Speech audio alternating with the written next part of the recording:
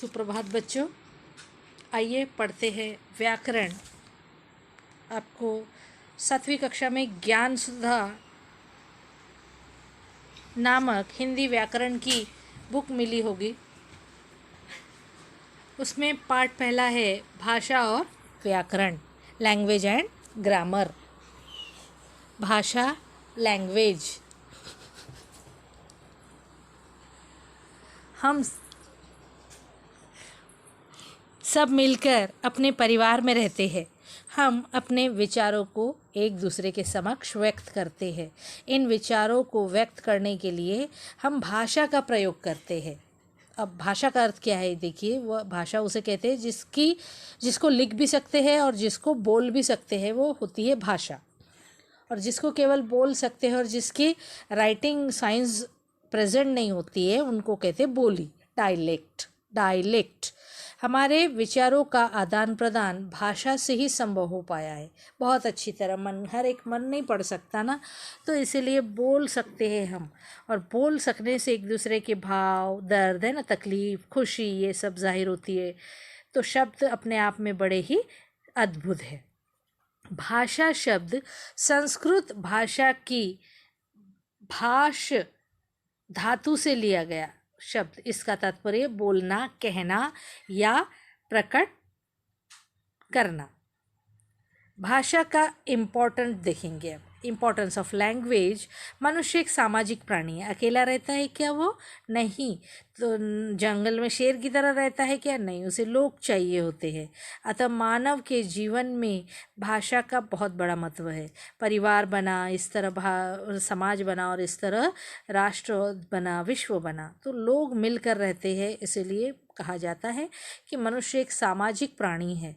अतः मानव के जीवन में भाषा का बहुत महत्व है। यदि भाषा नहीं होती तो हम पशुओं की तरह होते हैं ना, जैसे अकेले जीते, कोई लेना देना नहीं किसी से, और हम सेल्फिश भी होते कदाचित। हमारा समाज इतना विकसित भी न होता, और शायद हम कभी भी अपनी बात दूसरों तक पहुंचा नहीं पाते। अतः हमारे लिए बहुत बड़ा वरदान है क्या? भाषा।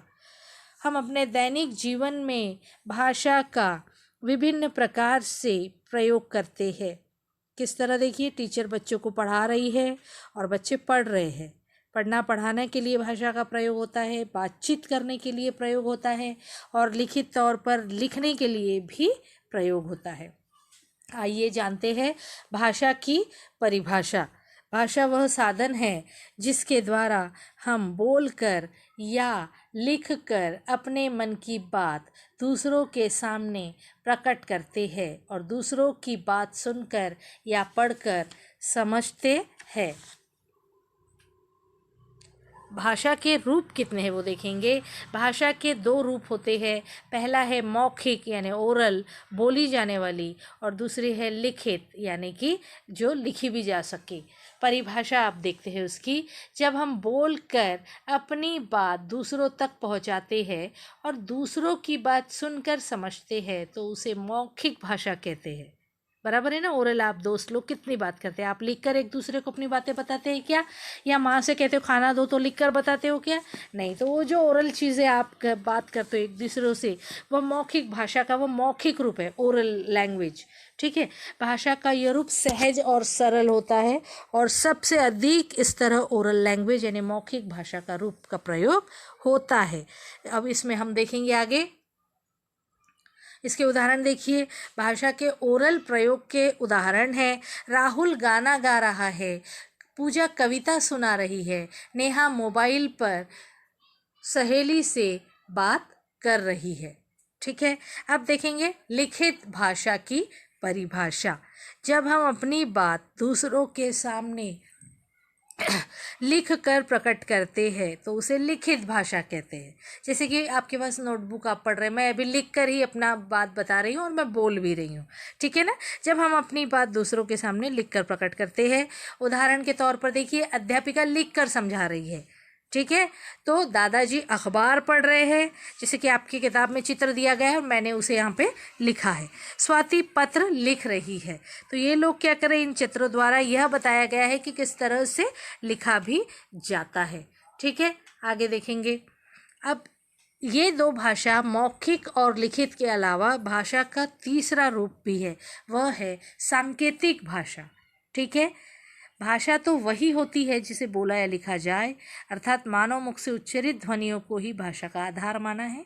लेकिन अगर मैंने ऐसे बुलाया, बुलाने का चिन्ह है, गर्दन से हिलाकर बुलाया जाता है, हाथ से भी ऐसे करके बुलाया जाता है। हम अपने विचारों का आदान प्रदान संकेतों के माध्यम से भी करते हैं, जैसे संकेत यानी साइन। अध्यापिका मुंह पर उंगली रखकर बच्चों को क्या बोलती है? चुप रहो, बराबर है। एक गूंगा व्यक्ति भी इशारे द्वारा अपनी बात दूसरों तक पहुंचाता है, जैसे कि उसे भूख लगी है इत्यादि। ट्रैफिक पुलिस चौराहे पर हाथ से इशारा करके ही आपको जाने का या रुकने का इशारा करता है। इसके अतिरिक्त रेलगाड़ी की सीटी भी सांकेतिक लैंग्वेज है। गार्ड की झंडी भी सांकेतिक रूप है कि नहीं? परंतु इसे भाषा नहीं कहा जा सकता है, पर यह एक इशारा है एक दूसरे को समझने के लिए। जिसमें हाथ हो वहाँ पर संकेत चिन्ह उसे कहा जाएगा। आगे मैं आपको एक बात और बताऊंगी कि सांकेतिक भाषा के बारे में, कि भाषा के सांकेतिक रूप की गणना किसी व्याकरण में नहीं आती। आप किसी भी तरह इशारे और कुछ भी है तो उसका व्याकरण उपलब्ध नहीं है, नहीं बनाया जा सकता है। इसके अलावा मातृभाषा के बारे में बात करेंगे हम। मातृभाषा क्या है? देखिए, मदर टंग। मातृभाषा का शाब्दिक अर्थ है मातृ, माता की भाषा। एक बच्चा अपनी माँ से जो भाषा सीखता है उसे मातृभाषा कहते हैं। बच्चा जिस परिवार में रहता है उस परिवार की भाषा सीखता है, उसे अपनाता है। उदाहरण के तौर पर हिंदी परिवार के बच्चे हिंदी भाषा बोलते हैं तो अंग्रेजी परिवार के बच्चे अंग्रेजी भाषा बोलते हैं। आइए देखते हैं बोली। बोली भाषा का अल्प विकसित रूप है। क्यों? मैंने शुरू में ही बता दिया था कि भाषा उसे ही कहेंगे जिसका लिखित और बोलना दोनों ही पॉसिबल है। कई लैंग्वेजेस बोली ही है तो उनकी लिखित रूप और चिन्ह नहीं है, और इस वजह से उसे भाषा कहना गलत है। तो बोली भाषा का अल्प रूप विकसित है। बोली छोटे क्षेत्र तक ही सीमित है। एक प्रदेश में कई बोलियां प्रचलित है, जैसे कि उत्तर प्रदेश में अवधी है, ब्रज है, भोजपुरी बोलियां बोली जाती है। छत्तीसगढ़ में छत्तीसगढ़ी बोली जाती है। हरियाणा में हरियाणवी बोली बोली जाती है। राजस्थान में राजस्थानी बोली जाती है।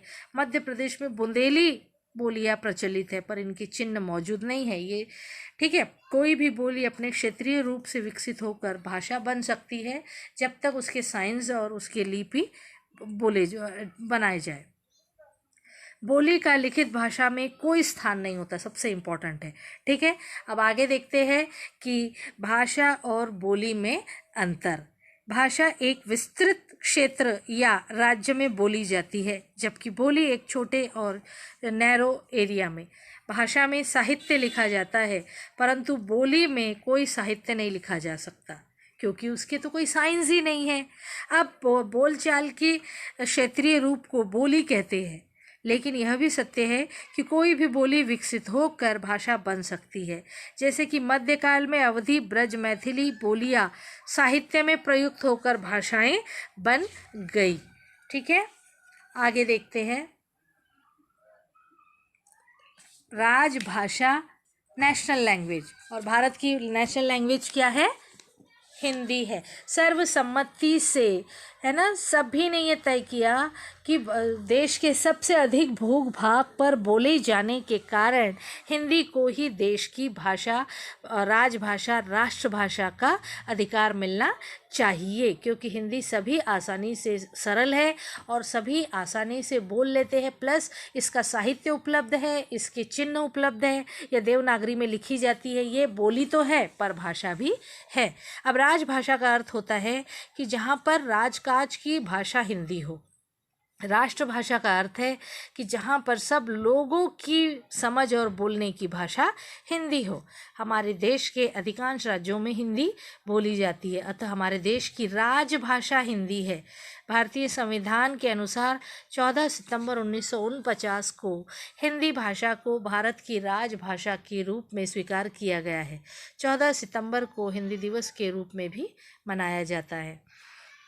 हमारे देश की सबसे प्राचीन भाषा है संस्कृत। इसके अतिरिक्त हमारे देश की अनेक भाषाएं बोली लिखी समझी जाती है, पर इस हिंदी के अलावा भारत के अन्य कई 21 भाषाओं को भी मान्यता मिली है। पहले नंबर पर है हिंदी, दूसरे पे है संस्कृत, तीसरे पे पंजाबी, उर्दू, असमिया, बंगला, बोडो, डोगरी, गुजराती, कन्नड़, कश्मीरी, कोंकणी, मैथिली, मराठी, मलयालम, मणिपुरी, नेपाली, उड़िया, संथाली, सिंधी, तमिल और तेलुगु। ये कुल वो 22 भाषाएं हैं जिन्हें भारत की भाषाएं बोलकर मान्यता मिली है। इसके अलावा अन्य कई है। विश्व की प्रमुख भाषाओं में अंग्रेज़ी सबसे महत्वपूर्ण है, क्योंकि अंग्रेज़ी क्या कौन सी लैंग्वेज है, अंतर्राष्ट्रीय दर्जे की। हमें सबको जिस तरह एक दूसरे से कॉन्टैक्ट लैंग्वेज के रूप में वो यूज़ होती है, संपर्क भाषा। ठीक है, आप अगर अभी केरल में जाएंगे या फिर आप बंगाल में जाएंगे या फिर आप राजस्थान गुजरात में जाएंगे तो आप कौन सी कॉन्टैक्ट लैंग्वेज के रूप में यूज़ करेंगे, हिंदी को। उसी तरह जब आप दूसरे देशों में जाएंगे तो कॉन्टैक्ट लैंग्वेज के रूप में आप अंग्रेज़ी को इस्तेमाल करेंगे। तो विश्व की भी इस तरह अंग्रेज़ी जो है वो अंतर्राष्ट्रीय दर्जे की कॉन्टैक्ट यानी संपर्क लैंग्वेज है।